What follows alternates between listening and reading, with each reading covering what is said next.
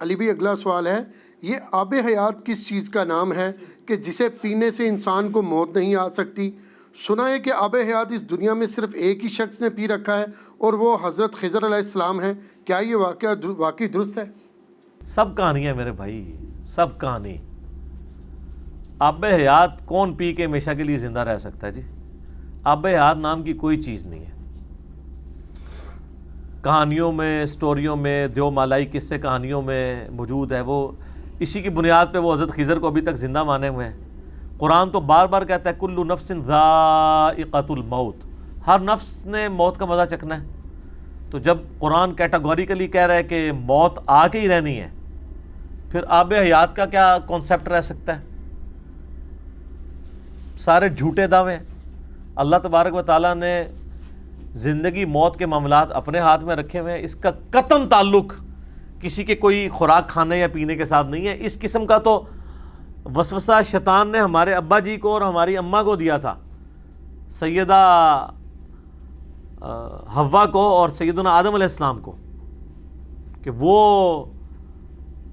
آپ کو پتہ ہے شیطان نے کیا وسوسہ دیا تھا؟ سورۃ الاعراف میں آتا ہے نا کہ یہ اللہ تعالیٰ نے جو تمہیں اس شجر کے درخت کھانے سے روکا ہے نا، تو کس لیے روکا ہے؟ اس کانٹیکسٹ میں اگر آپ سورۃ الاعراف میں جہاں پہ قصہ آدم اور ابلیس ڈیٹیل کے ساتھ ذکر ہوا ہے سٹارٹ ہی کے اندر، اور وہاں پہ وہ دعا بھی آئی ہے ربنا ظلمنا انفسنا وان لم تغفر لنا وترحمنا لنکونن من الخاسرین آمین۔ تو اس میں اللہ تبارک و تعالیٰ نے یعنی جو ابلیس نے ان کو وسوسہ دلایا ہے نا، وہ یہی تھا فوسوس لہما الشیطان، ان دونوں کو شیطان نے وسوسہ دلایا لیبدی لہما ما ووری عنہما من سوآتہما، تاکہ وہ جو جنتی لباس ان کے اوپر تھا وہ ان سے اتروا دے اور ان کی شرمگاہیں ان پر کھول دے۔ ظاہر ہے وہ جنتی لباس تو پھر چلا گیا نا اس لغزش کی وجہ سے۔ وقال ما نہاکما ربکما عن ہذہ الشجرہ، اور شیطان نے کہا کہ تم دونوں کو تمہارے رب نے اس درخت کے پھل کھانے سے اس لیے روکا ہے الا ان تکون ملکین، کہ کہیں تم فرشتے نہ بن جاؤ، او تکون من الخالدین، اور کہیں ایسا نہ ہو کہ تم ہمیشہ کے لیے زندہ رہو۔ تو یہ آب حیات کی لالچ تو شیطان نے لگائی تھی حضرت آدم علیہ السلام کو کہ جی یہ ایسی چیز ہے کہ آپ پی لیں گے تو آپ ہمیشہ زندہ رہیں گے۔ تو حضرت آدم کے ساتھ جو ہوا اس کے بعد پھر اللہ تعالیٰ نے معاف کیا، وہ آپ کے سامنے ہے۔ راہ حضرت خضر والا یہ تو ہے ہی ساری کہانی بازی ہے۔ قصہ موسیٰ اور خضر یوٹیوب پہ جا کے میرا کلپ دیکھیں، میں نے پوری ڈاکٹرین ان کی ختم کی ہے، پوری تصوف انہوں نے حضرت موسیٰ اور خضر کے واقعے کے اوپر کھڑی کی تھی سورۃ الکہف کے حوالے سے۔ اس میں حضرت خضر کے حوالے سے جتنے ان کے کلیمز ہیں کہ وہ خضر زندہ ہے، لوگوں کو ملتا ہے، قرب قیامت میں دجال کے سامنے جو مرد مومن آئے گا وہ خضر ہوگا، یہ ساری کی ساری کہانیاں میں نے کھول کے بیان کر دی ہیں، اور ایک جملے سے ان کی پوری ڈاکٹرین الٹ کے رکھ دی ہے کہ سورہ آل عمران میں اللہ تعالیٰ نے تمام نبیوں سے عہد کا ذکر کیا ہے کہ جب میں تمہیں نبوت دوں اور رسالت دوں اور تمہاری موجودگی میں کوئی اور پیغمبر آ جائے، تعویل عام میں تو سب کے لیے تھا، تعویل خاص میں نبی الاسلام کے بارے میں، تو تم نے ضرور بھی ضرور اس پیغمبر پہ ایمان لانا ہے اور ان کی دین میں مدد کرنی ہے، اور اس پہ ایک دوسرے پہ گواہ ہو جاؤ، اور میرا بھاری ذمہ اس پہ تم اٹھاتے ہو، اور اس کے بعد اگر تم نے نافرمانی کی تو تم فاسقین میں شمار ہو جاؤ گے۔ تو اگر حضرت خضر علیہ السلام حضور کے زمانے میں زندہ تھے نعوذ باللہ، اور وہ پیغمبر ہیں، چونکہ غیر پیغمبر ایک پیغمبر کا استاد نہیں ہو سکتا، حضرت موسیٰ کے وہ استاد ہیں قرآن کی روح سے، بخاری مسلم میں ان کا نام بھی ہے، اصل لفظ ہے خاضر، یہ جہاں سے گزرتے تھے صحیح بخاری میں آتا ہے سبزہ اگ جاتا تھا، یہ گنبد خضرا بھی لفظ استعمال کرتے ہیں نا سبزے کے لیے، اس لیے ان کو خضر کہا جاتا ہے۔ جو کہتے ہیں پانیوں پہ حکومت ہے، وہ بھی میں نے واقعہ سنایا تھا، میرے پانی تے بھی حکومت کی کوشش کی سی تو میں دسیا سی جناب وسی کنج کیتا، سب کہانیاں۔ اچھا، تو حضرت خضر علیہ السلام کے بارے میں وہ کہتے ہیں کہ انہوں نے آب حیات پیا ہوا ہے تو وہ زندہ ہے، تو بھئی میں نے اس میں کہا تھا کہ نبی علیہ السلام کے زمانے میں اگر وہ زندہ تھے تو قرآن کی روح سے تو ان کو نبی علیہ السلام کی غزوہ بدر میں، احد میں، خندق میں، تبوک کے موقع پر آ کے حضور کی مدد کرنی چاہیے تھی، آپ کے سپاہیوں میں شامل ہونا چاہیے تھا، اور اگر وہ نہیں ہوئے ہیں کسی ضعیف روایت سے بھی نہیں ثابت کہ وہ کبھی آئے ہوں یا آپ پہ ایمان لائے ہوں سامنے آ کے صحابہ کی موجودگی میں. بھئی حضرت جبرائیل اگر انسانی شکل میں آ سکتے ہیں تو حضرت خضر نہیں تھے آ سکتے؟ تو قرآن کی روح سے تو ان کی نبوت اور سب کچھ چھن چکا ہے, تو آپ ان کے بارے میں اتنا بڑا فتویٰ لگانے لگے ہیں. وہ ہے ہی نہیں تھے. حضرت موسیٰ کے زمانے میں تھے, اب واللہ عالم وہ پیغمبر تھے یا کوئی فرشتہ تھا, فرشتوں کا پیغمبر تھا جو انسانی شکل میں آیا تھا حضرت موسیٰ علیہ السلام کو مسئلہ تقدیر سمجھانے کے لیے. That's all.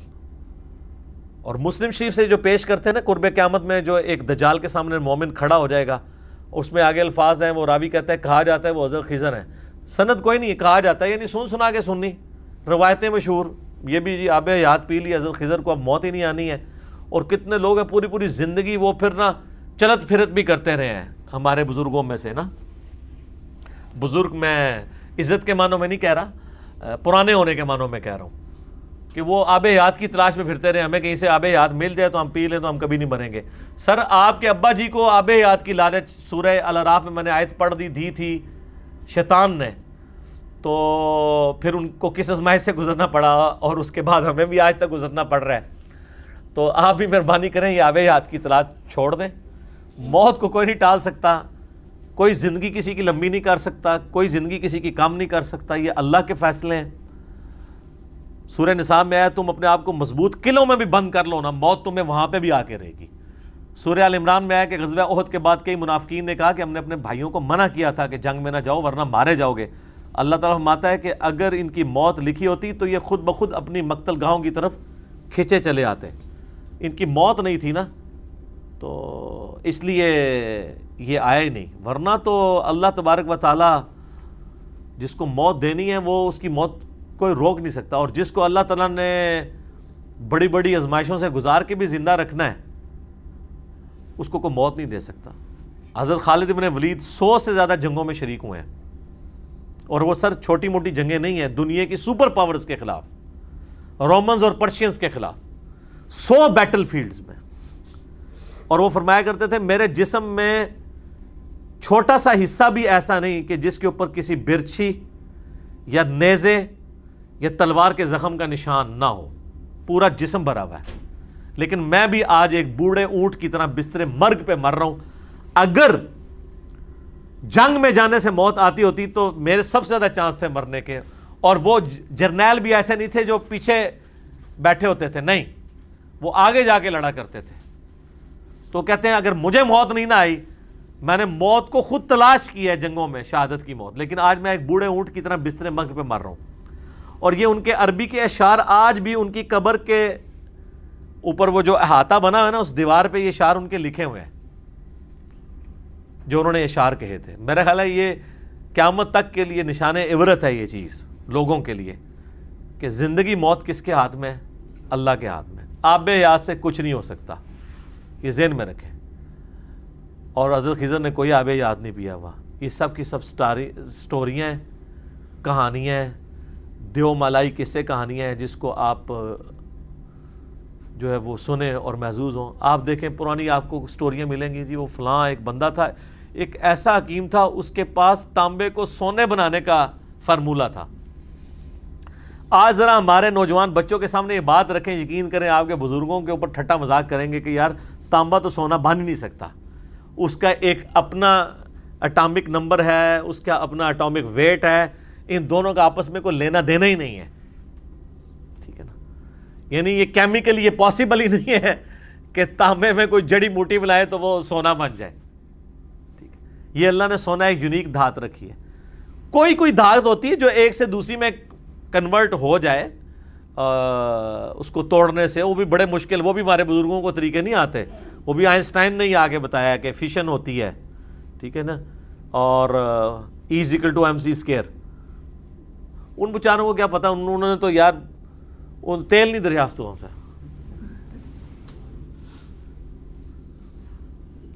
ویسے آپ کو کہتے ہیں تھلے نگاہ ماری 7 زمینہ کراس, تیل بھی کراس, اتنے ماری تے جناب کوئی کہتا ہے عرش تک پہنچ گئی, لوح محفوظ تک پہنچ گئی. کوئی کچھ نہیں میرے بھائی, کوئی کچھ نہیں کر سکتا. سر جن بزرگوں کے بارے میں آپ یہ کلیم کر رہے ہیں نا, ان کے سامنے سمارٹ فون رکھ دیا جائے نا, وہ سمارٹ فون نہیں آپریٹ کر سکتے. اسمارٹ فون چھوڑ دیں, عام ٹیلی فون نہیں آپریٹ کر سکتے, تو وہ ٹیلی فون بنانا, یہ تو سر کہانی ختم, یہ تو بہت مشکل کام ہے. میں کہتا ہوں اگر وہ لوگ آج زندہ ہو جائیں تو وہ تو گوروں کو, بوئنگ کو اور ایئر بس والی کمپنی کے جو مالکان ہیں ان کو اولیاء اللہ مان لیں, کہ جنہوں نے جناب 450-500 مسافروں کو اڑانے والے پرندے بنا لیے ہیں, ایئر بس A380 اور بوئنگ 747, بوئنگ 777. انسانی ترقی ہے نا دماغ کی, تو یہ جہاز کیوں نہیں کسی نے بنا لیا؟ ویسے کہتے ہیں جناب وہ ایک نماز مدینہ شریف پڑھتے سن, دوسری جناب مکہ شریف, تیسری بیت المقدس, چوتھی بغداد شریف, سب کہانی ہے, کوئی نہیں پڑھ سکتا اس طریقے سے. آج بھی کسی کے پاس چارٹر طیارہ ہو تو مشکل ہے اس طریقے سے ادھر نمازیں پڑھنا. پھر میں اس کی انجینئرنگ کرتا ہوں کہ مسلم شریف میں تو بنو سلمہ کو نبی علیہ السلام نے دیکھا ایک چوراہے پہ کھڑے ہوئے, پوچھا کیوں ادھر کھڑے؟ ان کا یا رسول اللہ نماز میں لیٹ ہو جاتے ہیں, بڑی دور سے چل کے آنا پڑتا ہے, ہم نے سوچا ہم مدینہ شریف کے قریب مسجد نبوی کے گھر لے لیں. تو نبی علیہ السلام فرمایا کہ جتنے قدم تم چل کے آتے ہو تمہیں ہر قدم پہ ثواب ملتا ہے. تو انہوں نے مدینہ شریف شفٹ ہونے کا ارادہ ترک کر کے واپس اپنے گاؤں میں چلے گئے کہ ہم اتنے قدم چل کے آئیں گے. تو نبی علیہ السلام کو تو فرمانا چاہیے تھا کہ بھئی تمہارے بعد اتنے بڑے بڑے اولیاء اللہ آئیں گے, وہ اڑ کے نمازیں پڑھا کریں گے مکہ مدینے, تو تم تو اولیاء کے سردار ہو. بلکہ اس سے اگلی کہانی جو انہوں نے بنائی ہوئی ہے کہ جی ایک ادنا صحابی کے گھوڑے کے سم سے جو خاک اڑ کے اس کے ناک میں بیٹھتی ہے اس تک بھی کوئی وہ غوث کتب ولی نہیں پہنچ سکتا. ماشاءاللہ, پھر تو صحابہ کے گھوڑوں کو بھی اڑنا چاہیے. اگر غوث کتب ولی اڑ رہے ہیں تو ان کے تو گھوڑے بھی اڑنے چاہیے, وہ تو بیچارے خود اڑنے سے رہ گئے. سب کہانی ہے, اس طرح پاسبل نہیں ہے. دنیا اللہ نے بقدر ایفرٹ رکھی ہوئی ہے, یہ فزیکل فینامنا کا ورڈ ہے. روحانیت کے ساتھ اسے ریلیٹ کرنا, وہ معجزات والا معاملہ, وہ ایک بالکل ڈیفرنٹ چیز ہے. کرامت کا کانسیپٹ بھی اس طریقے سے نہیں جو یہ پیش کر رہے ہوتے ہیں, کہ کمپیٹنسی نہیں کہ کوئی شخص حاصل کر لے. ایک الگ سے ایک بحث ہے, اس کے اوپر میری ایک ویڈیوز ریکارڈڈ موجود ہیں. تو بات کہاں سے کہاں نکل گئی. میں نے آب حیات کے حوالے سے ڈسکشن کر رہا تھا کہ جس طرح باقی بڑی بڑی کہانیاں مشہور ہیں نا, آب حیات بھی ان کہانیوں میں سے ایک کہانی ہے. اللہ تعالیٰ ان کو عقل دے, کس قسم کی یہ باتیں یعنی پبلک کے اندر مشہور کرتے ہیں. وادی جن پہ بھی آپ نے میرا کلپ دیکھا کہ وہ ایک نظر کا دھوکہ ہے, ایلوژن ہے. وہاں کے یعنی پہاڑی اور زمین کا جو آپس میں اینگل اس طریقے سے ہے کہ وہ اٹ سیم لائک دیٹ, اسے گریوٹی ہل کہتے ہیں, نظر کا دھوکہ ہوتا ہے. وہ جو آپ کو ڈھلوان ہے وہ اونچائی کے طور پہ نظر آ رہی ہوتی ہے, لیکن with respect to sea level وہ ڈھلوان ہوتی ہے, تو وہ آپ کو چیزیں اوپر چڑھتی ہوئی نظر آ رہی ہوتی ہیں. وہ تو آپ اپنے گھر میں بھی بنا سکتے ہیں. ایمز روم بنانے کے بارے میں نے اس میں بتایا تھا. تو خیر اس کلپ کا یہ فائدہ ہوا کہ بعد میں نا دعوت اسلامی کے امیر کی طرف سے بھی ایک ویڈیو آ گئی کہ وادی جن میں کوئی جن شین نہیں ہے, نہ کوئی اس وجہ سے یہ چیزیں اس طرف جاتی ہیں. خیر ان کو تو سائنٹیفک فنامنا کا پتہ ہی نہیں, وہ سائنٹیفک فنامنا ہے. وہ تو انڈین مقبوضہ کشمیر میں لداخ کے مقام کے اوپر بھی وہ گریوٹی ہل پائی جاتی ہے. پاکستان میں کوئی نہیں ہے, سعودیہ میں وادی جن کے اندر ہے. وہ ایک ٹوٹلی فزیکل فنامنا ہے. اس پہ کلپ ہمیں بنانا پڑا, ڈیڈ سی کے اوپر کلپ بنانا پڑا. جی اس میں بندے ڈوبتے نہیں. آپ گھر ڈیڈ سی بنا سکتے ہیں لیکن خرچہ بہت زیادہ ہوگا, نمک بہت زیادہ ڈالنا پڑے گا, تو وہ اس کی کثافت زیادہ ہے, اس وجہ سے نہیں ڈوبتے. اور اس کو سب چیزوں کو روحانیت کے ساتھ جوڑا ہوا ہوتا ہے. اسلام نے ان توہمات کو سائٹ پہ رکھ کے ڈیفینیٹ علم پہ بات کی ہے. وَلَا تَقْفُ مَا لَيْسَ لَكَ بِهِ عِلْمٌ إِنَّ السَّمْعَ وَالْبَصَرَ وَالْفُؤَادَ كُلُّ أُولَٰئِكَ كَانَ عَنْهُ مسؤولا. اے انسان کسی چیز کی پیروی اس وقت تک مت کر جب تک کہ تجھے ڈیفینیٹ علم نہ حاصل ہو جائے. بے شک کان, آنکھ اور دل, عقل بھی کہہ سکتے ہیں, دماغ ہو یا دل ہو, اس کے بارے میں تمہیں پوچھا جائے گا کہ ان انسٹرومنٹس کو یوز کر کے تم نے حق بات تک پہنچنے کی کوشش کیوں نہیں کی. تو اسلام توہمات میں نہیں, ڈیفینیٹ علم میں بلیو رکھتا ہے. اور علم دو ہی ہیں, یا وحی کا علم ہے, کتاب و سنت کا علم جسے ہم ریویلڈ نالج کہتے ہیں, یا ایکوائرڈ نالج ہے جسے ہم سائنس کا علم کہتے ہیں. تو نہ سائنس اس چیز کو سپورٹ کرتی ہے کہ کوئی آب حیات ہے کہ جس کے بعد کبھی انسان کو موت نہیں آئے گی, اور نہ کتاب و سنت اس کو سپورٹ کرتا ہے. بلکہ موت وہ حقیقت ہے کہ جس کو وہ لوگ بھی مانتے ہیں جو خدا کو نہیں مانتے. اتنی بڑی حقیقت ہے موت.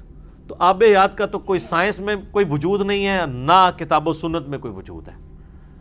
بلکہ سورۃ الاعراف کی وہ آیت کافی تھی کہ یہ شیطان کا وسوسہ تھا جو حضرت آدم کو دلایا. پھر دیکھ لیں انہوں نے وہ پھل کھایا تو اس کے بعد آب حیات والا معاملہ تو نہیں ہوا, خود بھی آزمائش میں ڈلے اور آج تک ان کی اولاد بھی آزمائش میں ہے. اللہ تعالیٰ ہمیں اس آزمائش میں سے نکال کے اپنے اصلی مقام جہاں سے ہم نکالے گئے تھے جنت میں اپنے پیغمبروں کا پڑوس نصیب فرمائے. آمین ثم آمین. جزاکم اللہ خیرہ.